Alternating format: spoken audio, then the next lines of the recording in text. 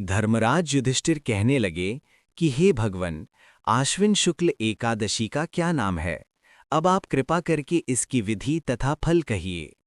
भगवान श्री कृष्ण कहने लगे कि हे युधिष्ठिर, पापों का नाश करने वाली इस एकादशी का नाम पापांकुशा एकादशी है। हे राजन, इस दिन मनुष्य को विधिपूर्वक भगवान पद्मनाभ की पूजा करनी चाहिए। यह एकादशी मनुष्य को मनवांछित फल देकर स्वर्ग को प्राप्त कराने वाली है। मनुष्य को बहुत दिनों तक कठोर तपस्या से जो फल मिलता है, वह फल भगवान गरुड़ध्वज को नमस्कार करने से प्राप्त हो जाता है। जो मनुष्य अज्ञानवश अनेक पाप करते हैं परंतु हरि को नमस्कार करते हैं, वे नरक में नहीं जाते। विष्णु के नाम के कीर्तन मात्र से संसार के सब तीर्थों के पुण्य का फल मिल जाता है। जो मनुष्य शार्ंग धनुषधारी भगवान विष्णु की शरण में जाते हैं, उन्हें कभी भी यम यातना भोगनी नहीं पड़ती। जो मनुष्य वैष्णव होकर शिव की और शैव होकर विष्णु की निंदा करते हैं, वे अवश्य नरकवासी होते हैं।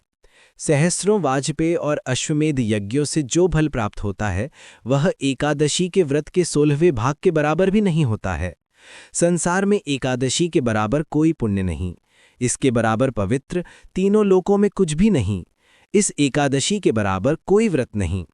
जब तक मनुष्य पद्मनाभ की एकादशी का व्रत नहीं करते हैं, तब तक उनकी देह में पाप मास कर सकते हैं। हे राजेंद्र, यह एकादशी स्वर्ग, मोक्ष, आरोग्यता, सुंदर स्त्री तथा अन्न और धन की देने वाली है। एकादशी का व्रत करने और जागरण करने से सहज ही में मनुष्य विष्णु पद को प्राप्त होता है। हे युधिष्ठिर, इस व्रत के करने वाले 10 पीढ़ी मातृपक्ष, 10 पीढ़ी पितृपक्ष, 10 पीढ़ी स्त्री पक्ष तथा 10 पीढ़ी मित्र पक्ष का उद्धार कर देते हैं।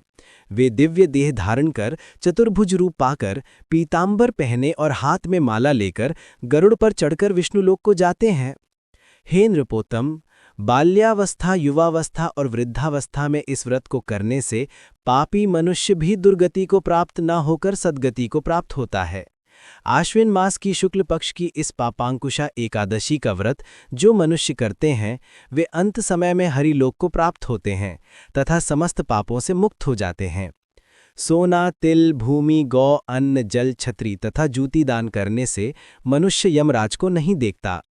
जो मनुष्य किसी प्रकार के पुण्य कर्म किए बिना जीवन के दिन व्यतीत करता है, वह लोहार की भट्टी की तरह सांस लेता हुआ निर्जीव के समान ही है।